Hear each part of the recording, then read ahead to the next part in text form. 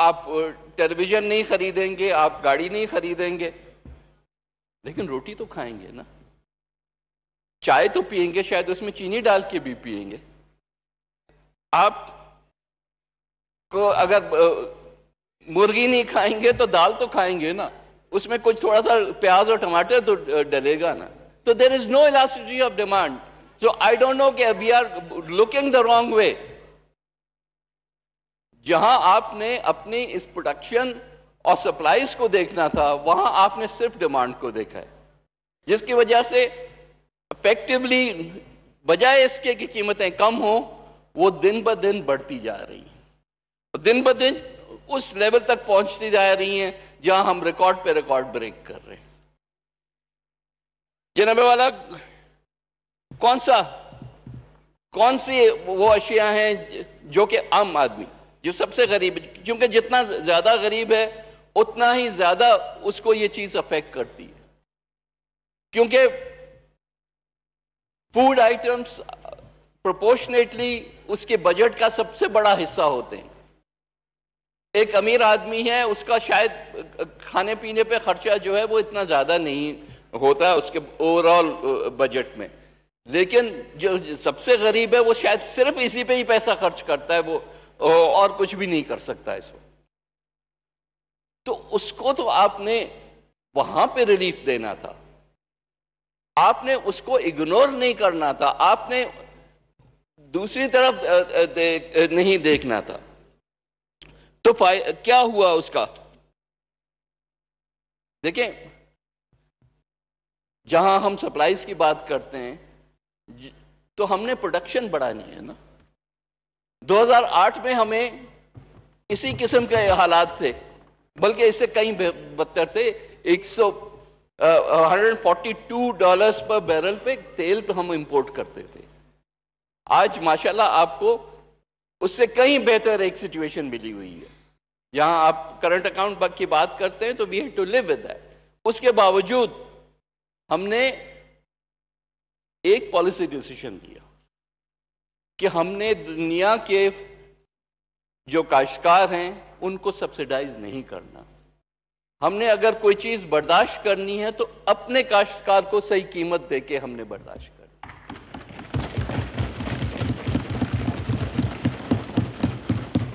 ہم نے قیمتیں بڑھائیں ایک سال میں، ایک سال کی بات ہے، اتنا ہی ٹائم جتنا آپ کو ہو چکا ہے، بلکہ اس سے بھی کم.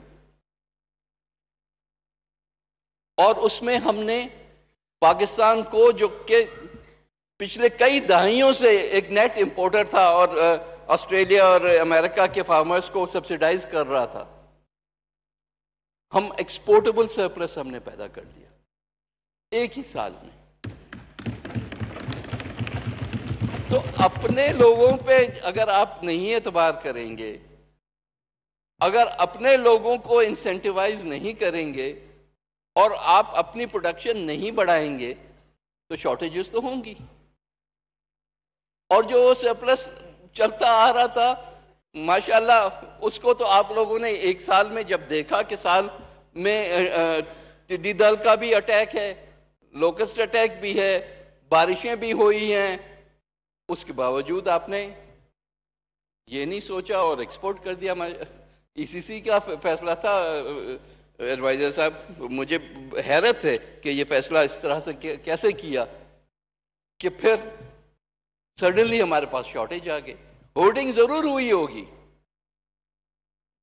لیکن ایک پالیسی ڈیسیشن ہی ایسا آیا جس سے سگنل دیا کہ ملک میں جو ہے وہ شارٹیج ہونی چاہیے، اور اس کی وجہ سے ابھی تک ہماری ریکوری نہیں ہوئی ہے. Utility stores is not a solution. Ration cards are not a solution. Ration card تو میرا خیال ہے کہ مجھے حیرت ہے کہ یہ 60s کا ایک فارمولا ہوتا تھا جو کہ اس زمانے میں کرپشن، بلیک مارکیٹنگ کی وجہ سے سب نے ریجیکٹ کر دیا. اور یہ ہارورڈ کی اکنامکس تو آپ کو یہ نہیں بتاتی کہ آپ راشن کارڈ سے جو ہے سپلائی سچویشن کو بہتر کرتے ہیں، یا آپ یوٹیلیٹی اسٹورز کی ہم بات کر رہے ہیں ابھی سڈنلی. مجھے تو لگتا ہے پاکستان کے عوام تو اس کو اس طرح سے دیکھیں گے کہ جیسے یہ 1 کروڑ نوکریاں تھیں اور 50 لاکھ گھر تھے، اسی طرح سے یہ 20,000 اور یوٹیلیٹی سٹورز بھی ہوں گے اور اس میں اور آگے کوئی حقیقت نہیں آئے گی. آپ نے پیکج دیا ہے گھی پرائسز، شوگر پرائسز اب، یہ آج کی ہیڈ لائن ہے بھائی، یہ پیکج ہے. What are we trying to tell the people of Pakistan کہ we don't care؟ یہ کہانی کہ جی ہم نے انہیرٹ کیا، ہم سب نے انہیرٹ کی تھی، ڈیفیکلٹ سچویشنز انہیرٹ کی تھی. جب ہم نے گورنمنٹ سنبھالی تھی تو we had difficult situations، لیکن اس کو not at the cost of the poorest of the poor. ہم آج آپ کہہ رہے ہیں جو کیش ٹرانسفرز، وہ کیش ٹرانسفرز پیپلز پارٹی کی گورنمنٹ میں شروع ہوئے تھے نا، اسی لیے بے نظیر کے نام سے کہلاتے ہیں. کوئی اس طرح سے کوئی اٹ از ناٹ این انارملی کہ ہم ہر چیز کو ایک نام دے دیتے. اٹ واز ہر ویژن، اور اس کی وجہ سے ہم نے پروگرام سٹارٹ کیا کہ حالات مشکل ہیں، لوگ تکلیف میں ہیں، ہم جو ہے بجائے ڈیفیوز سبسڈیز دینے کے ہم ٹارگیٹڈ سبسڈی دیں، جو سب سے غریب ہیں ان کو ہم پروٹیکٹ کریں، اور جو تھوڑا زیادہ بیئر کر سکتا ہے وہ اس کے اوپر بوجھ ڈالیں. It's a matter of sharing of pain and proportionate sharing of pain. آپ نے کیا شیئرنگ آف پین کیا ہے کہ جو سب سے غریب ہے اس کا جو بجٹ ہے اس پہ سب سے زیادہ آپ نے بوجھ ڈال دیا، فوڈ انفلیشن کا، پیرشیبل کموڈیٹیز کی انفلیشن کا، اینڈ اوور آل انفلیشن کا. This is not prudent economic policy.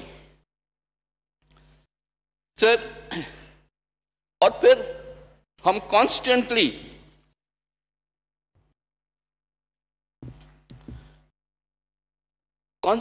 ہم ان چیزوں کی قیمتیں بڑھاتے جا رہے ہیں جو کہ ہماری اوور آل پروڈکشن کا حصہ ہے.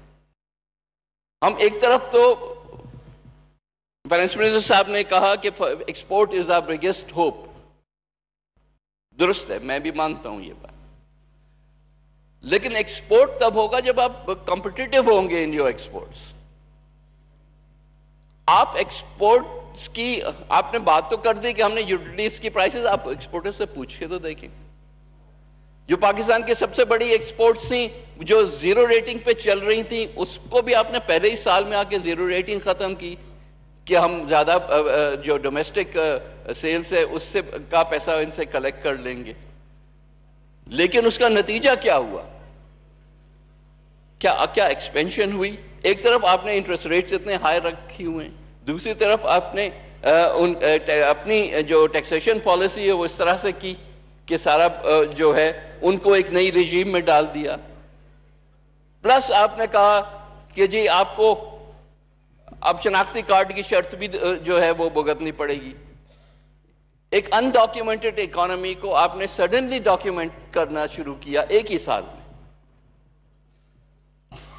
تو بھائی یہ ایکسپورٹس اس طرح سے تو نہیں بڑھیں گی نا.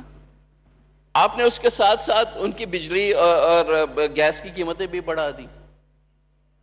آپ نے ان کے امپورٹس جو تھے ان پہ بھی ریگولیٹری ڈیوٹیز لگا دی، جس کے جو کہ انٹرمیڈیٹری گوڈز تھے فردر پروڈکشن کرنے کے، ایکسپورٹ کرنے کے. تو آپ کمپیٹ کیسے کریں گے دنیا میں؟ تو یہ ایکسپورٹ والا تو مجھے ایک خواب لگتا ہے، جیسے باقی سارے خواب ہیں اس طرح سے یہ بھی ایک خواب لگتا ہے. Where is the reality? I think there is a need for a reality check in this. Sir,